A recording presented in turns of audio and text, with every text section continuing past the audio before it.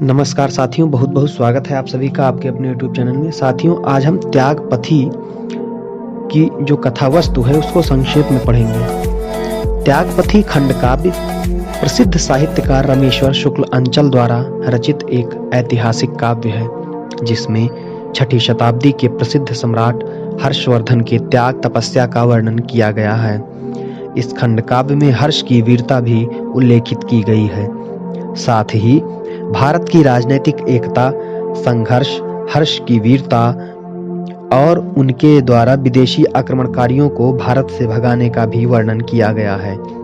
इस खंड काव्य की कथा वस्तु को कवि ने 5 सर्गों में विभाजित किया है, जिसमें प्रथम सर्ग इस प्रकार है कि राजकुमार हर्षवर्धन शिकार करने में जो अपना व्यस्त रहते हैं, तभी उनको सूचना मिलती है कि उनके पिताजी बीमार हो गए हैं। ये सूचना पाकर वो तुरंत लौट आते हैं और अपने पिताजी के लिए जो है वैद्य की व्यवस्था करते हैं, उपचार करवाते हैं, किंतु असफल हो जाते हैं। उनके पिताजी जो है स्वस्थ नहीं होते हैं।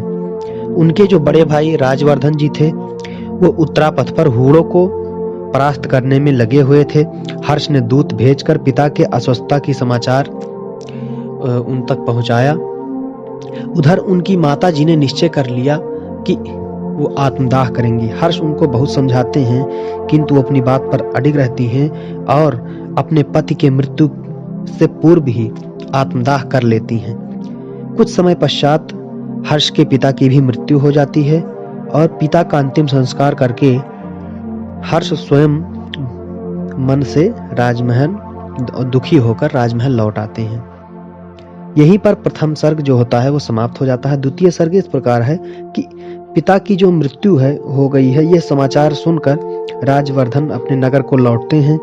माता पिता की मृत्यु से व्याकुल होकर उन्होंने वैराग्य लेने का निश्चय कर लिया। तभी उन्हें समाचार मिलता है कि मालोराज ने उनकी जो छोटी बहन राजश्री थी उसको बंदी बना लिया है और उनके पति गृहवर्मन को मार दिया है।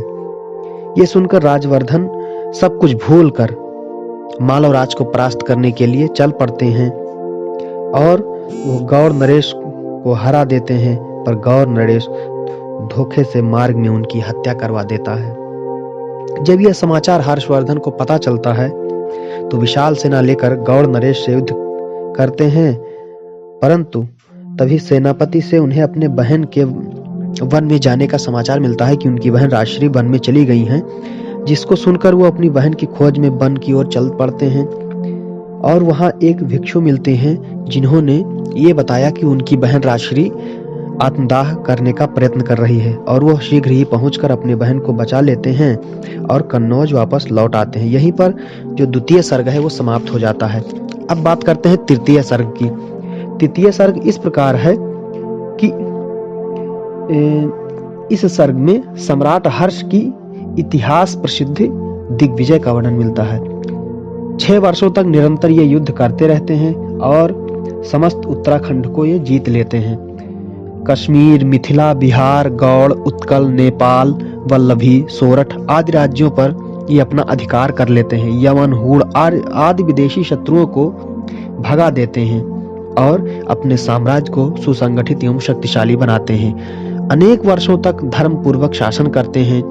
उनके राज्य में धर्म, संस्कृति और कला भी पर्याप्त मात्रा में उन्नति हुई और उन्होंने कन्नौज को ही अपने विशाल साम्राज्य की राजधानी बनाया है। चतुर्थ सर्ग इस प्रकार है कि इस सर्ग में राजश्री, हर्ष और आचार्य दिवाकर के वार्तालाप का वर्णन किया गया है। यद्यपि राजश्री अपने बड़े भाई के यानी अपने भाई के साथ कन्नौज में, हर्ष के साथ कन्नौज के राज्य की संयुक्त रूप से शासिका थी, परंतु मन में तथागत की उपासिका भी थी। वह भिक्षुणी बनना चाहती थी, परंतु हर्ष इसके लिए बिल्कुल तैयार नहीं थे। वो मना करते थे कि वो भिक्षुणी ना बने। बाद में आचार्य दिवाकर ने राजश्री को मानव कल्याण में लगने का उपदेश दिया और वो बौद्ध भिक्षुणी बन गई। राजश्री ने अनेक उपदेशों का पालन किया और मानव सेवा में लग गई।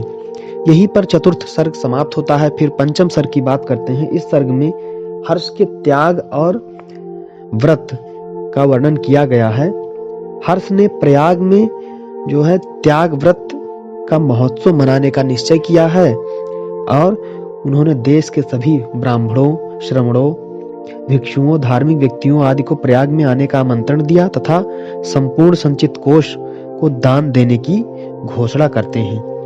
और प्रतिवर्ष जो उनका ये घोषणा होता है वो प्रतिवर्ष माघ के महीने में त्रिवेणी तट पर विशाल मेला लगता है और वहीं पर अपना जो है सर्वस्व दान करते हैं। इस अवसर पर प्रति 5वें वर्ष हर्षवर्धन अपना सर्वस्व दान कर देते थे और अपनी बहन राजश्री से वस्त्र मांगकर धारण करते थे।